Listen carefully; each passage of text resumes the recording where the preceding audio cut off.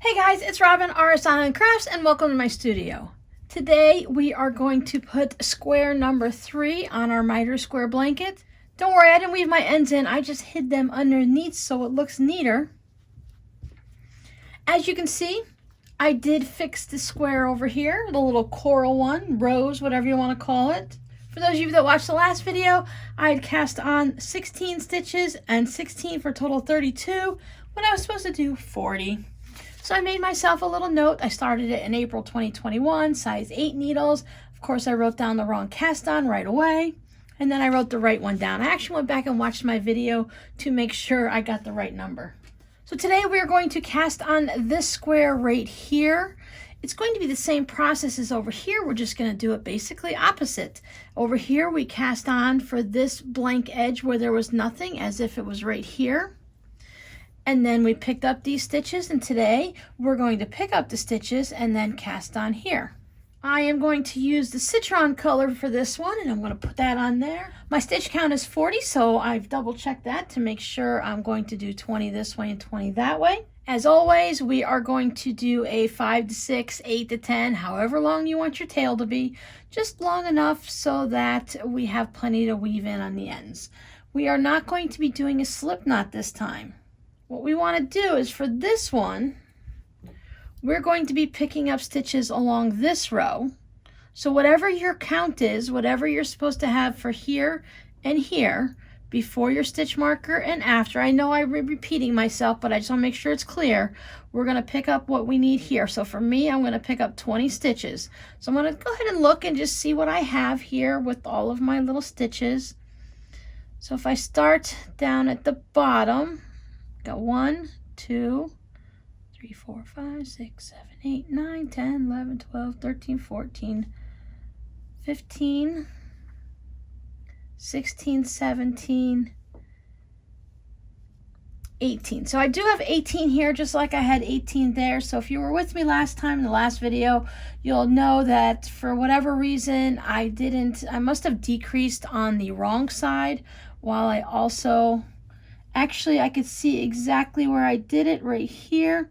This one looks a little bit like it's got a bigger space, so I bet you I decreased on the wrong side right in that area, which caused it to be just a little bit short. That's okay. I'm going to show you on how to add stitches in, because on this one, I showed you how to get rid of the extras. Well, I was wrong, but I still showed you. So this time I'm going to show you how to pick up the extra. I'll leave my little tail. I'm going to leave this center area right here where I have my tail coming out. This last little bit there, you could see where this stitches are and everything there. So I'm going to start here. These might be a little bit awkward up here because this is where we had decreased and the last two together, and we didn't slip them as if to purl and knit through the back stitches on the first and last stitches. So it doesn't look exactly the same, but you can find a little spot to put your needle in. Remember, if you struggle with that, you can go ahead and use your crochet hook. So you just pop your crochet hook in, grab your yarn, pull it through, and then at this point you can adjust your tail, longer or shorter.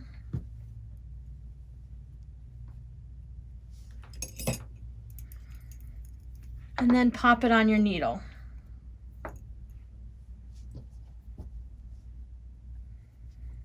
So I'm going to pull my tail off to the side. I'm going to hold this with my right hand so that I can't keep pulling it with this one and making it shorter. And I'm also going to keep it out of the way so that I don't knit with it. Because let me tell you, if you can make a mistake, I've done it. I've knit with my tail too many times. And you'll knit and knit and knit and pick up stitches, and then all of a sudden you're down here and you'll be like, oh, and you got to start over. Hey, at least you're practicing your picking up stitches, right? So let's see, I'm gonna go ahead and pick up however many I can. My goal is 18, so we'll see how many I get. Remember how we did it? We picked them all up here, and then I had decreased the extra ones. That way I didn't get any weird wonkiness and no little bobbles and bubbles sticking out anywhere. I have this nice long ridge right there that looks really good. So I'm going to do that here also. Remember how I mentioned I don't like, I'm sure before I get finished with this project, I will be ordering new needles. One, I'm getting both of the legs of this stitch because there's one here in the front and one there in the back.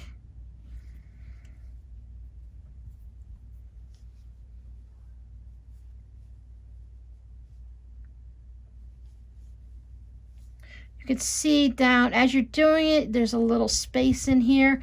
If you crochet and you also knit, this will look very familiar to you. So it'll be like where you crochet through it.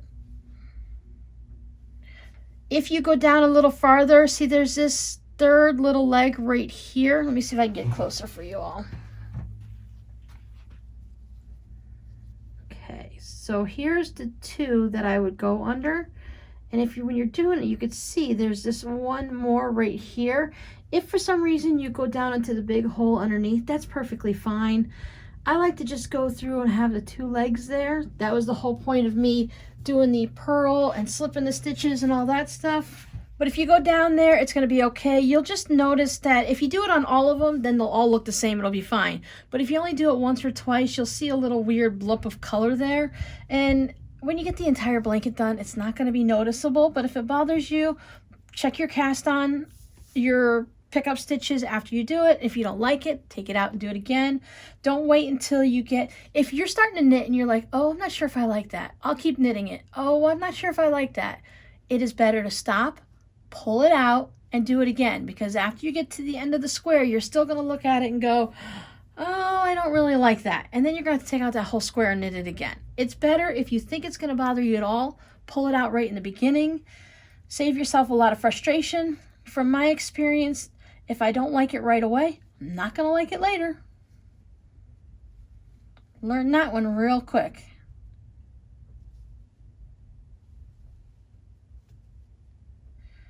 Okay, so here is 10 stitches. Remember, I like to stop about in the center. Now, if I needed to add extra stitches, so I have 18. If I needed to add 2, I would probably want to add one here and then one down there. I'm going to add them on the back row, like I decreased them on this side. I'm going to show you how to add them, but I want to do them on the back row. Some people will go through just the front loop and pick up a stitch, and then go through that same stitch, but go through the back and pick up a stitch. And that works, and you can easily do that. Some projects you're not able to adjust it and fudge it a little, like we can on the back of this one, where it's real easy to fudge it. This one, if you're doing something really like a lace work or something fancy and special, you might have to do it that way. But for a blanket, then I want it to be very sturdy. The reason I have these two loops is I want to make sure I have a nice strong pickup area cast on, however you want to look at it. So I'm going to go through both of them. And I'm going to do my increasing on the back side. So I'm going to show you how to do the increasing on the back side, or there's another separate way that you can do it. It all depends on how your stitch count is. So I'm going to go all the way through because I don't want to have just one leg picked up. I don't want that weak spot.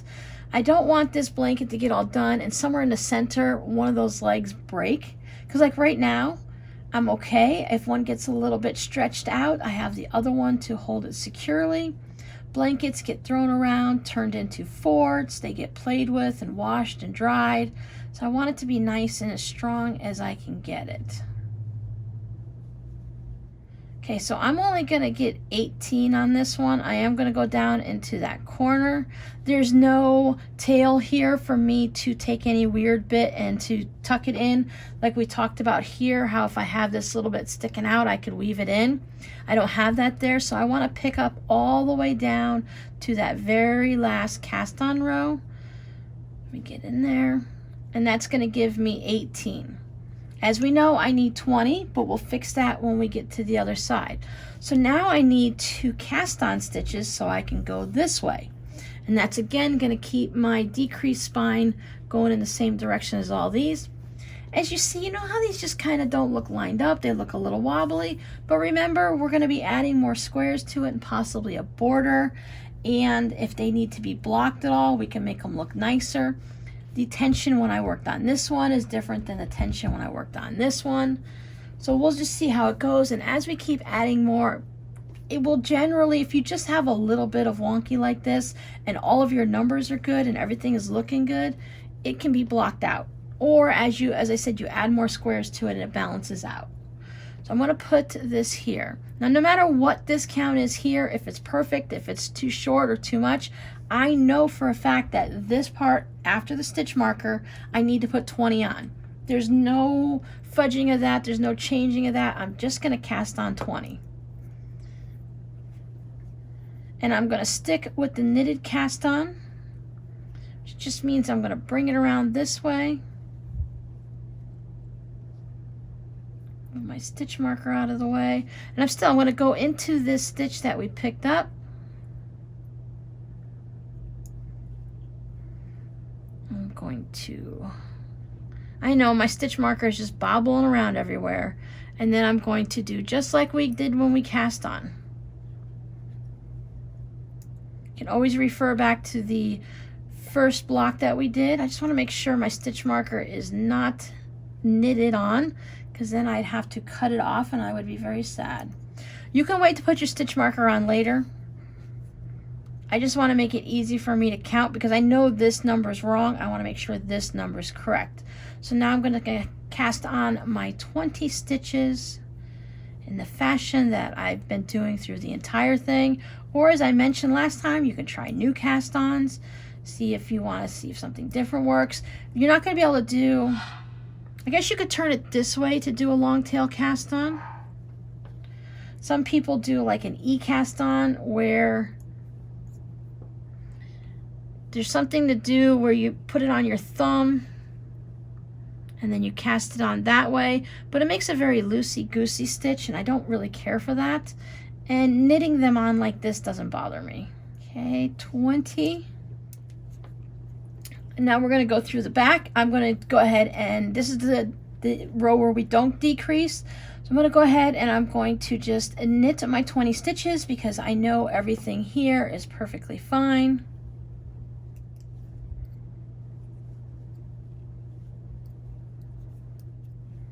There's 20. Okay, so now we're at this point. So I have 18 of them. I have the option where I can knit in the front and back of the stitches, which would look like this. I'm going to knit here. And I'm not going to slide this stitch off. Then I'm going to take my needle while it's still got the stitch on this one, and I'm going to go to the back like we learned for decreasing and everything else. So I'm in the back of my stitch, and I'm going to pull a stitch through there. And now I've just created 2 stitches out of 1. So that's knit through the front and back. But since I have 18 and I need 20, I mean, I could do this if I needed, let's say I just needed to have 1 stitch. Now what's going to happen is when we go back the other way, we are going to decrease 1 stitch, correct? On this side of the stitch marker. We're not going to worry about this side because this side is perfect. So if I had 19 and I only needed to increase 1, what I would do on this side is I would just skip that decrease. I would knit all of these and then knit here. So then when I came back, I would end up having, when I do my decreases again, I would end up having 19 here and 19 there. But since I need 2, I'm going to go ahead and put the extra one there at the beginning because I figure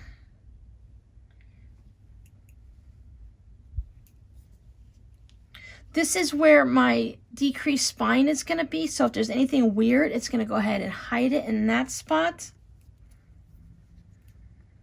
So that gives me 2. Now you can put it anywhere you want.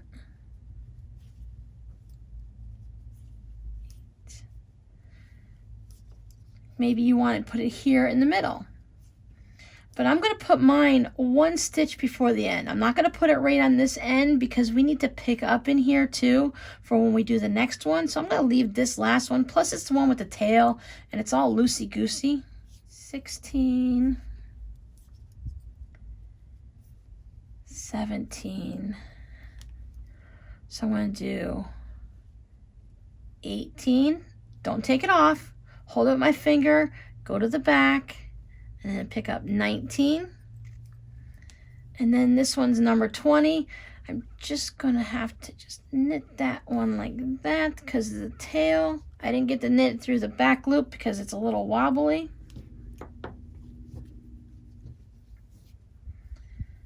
And there we go. We've got our 20 stitches here, 20 stitches there. Now I can just go ahead and go knit through, and I could do my decrease at the beginning and a decrease at the end. Let's do one decrease row together. I'm just going to leave this tail hanging. If it gets in your way, you can always put a little knot there. Just put a little bunny ear like that, just so they stay together and you can easily take it apart. And we're going to worry about weaving in our ends a little bit later. Just want to make sure got the right yarn.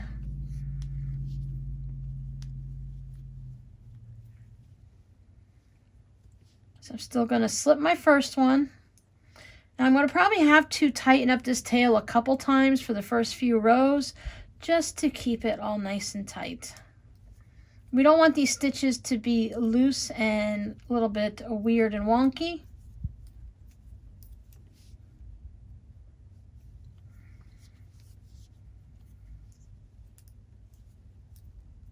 When you're knitting miter squares like that, since we've got that V, it does make it a little bit weird since we're doing it on, basically, yes, I have circular needles, but I'm on straight needles. And if you guys are using the actual straight ones, you can get some that are about 6 inches long maybe. They usually work out pretty good. By now you know how many stitches you're going to have on and how long of a needle you have. So if yours is too long or too small, you can always pick up a new one or change it out for something you have in your stash. Okay, knit these two together through the front loop, slide my marker, and knit these two together through the back loop. And then just carry on. And when I go on the back row, I'm just going to double count them, double check them, and make sure that however many stitches are on here, I have the same amount there. Remember I mentioned doing that periodically as you're knitting it, just to make sure your left side and your right side are equal and you don't get something weird happening. If you're off by 1 stitch, it's not too noticeable in the overall project, but you might notice it yourself. But if you're off by a couple, you're definitely going to see the difference.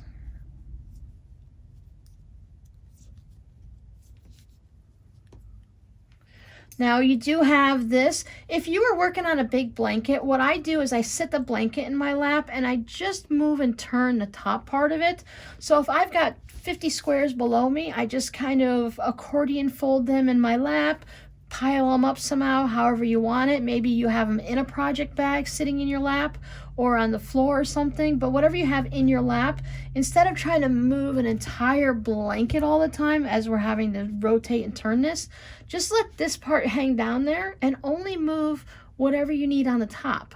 That way you're not spinning and rotating constantly. You're putting work on your shoulders and on your hands, and this way we only have to move it just enough to knit the square we're doing. We don't need to move the entire blanket, because when we spin it around to do the other side, so if we've taken it like this, when we get to do the other side, we're going to put it back anyway, so you're not going to have a big twist. Unless you've done something weird, and then you can untwist it.